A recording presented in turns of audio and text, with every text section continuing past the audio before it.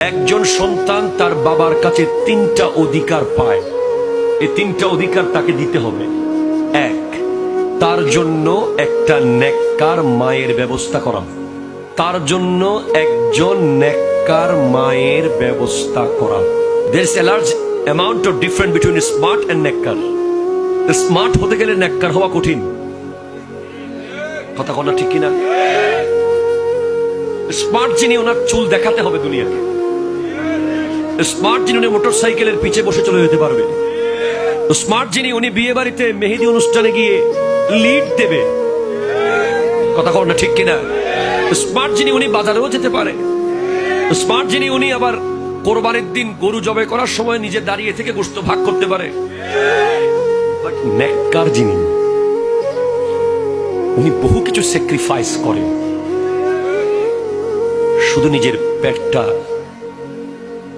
থেকে যেই ফলটা আসবে ওটার দিকে তাকিয়ে তার চোখকে সে বলে, চোখ থাক, এই নাটক আমি দেখব না। তার হাতকে সে বলে, থাক, এই জিনিস আমি ধরব না। তার মনকে সে বলে, থাক, 100 মেহেদি অনুষ্ঠান চলে যাক, আমার সন্তান তো আলেম হবে। তার দিলকে সে বলে, থাক,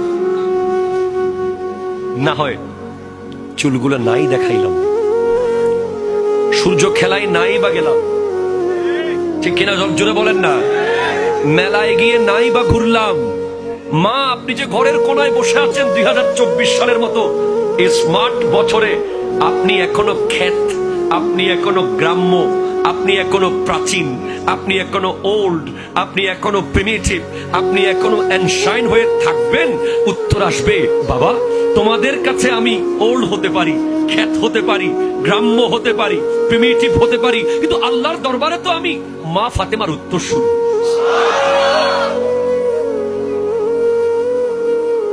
নেককার।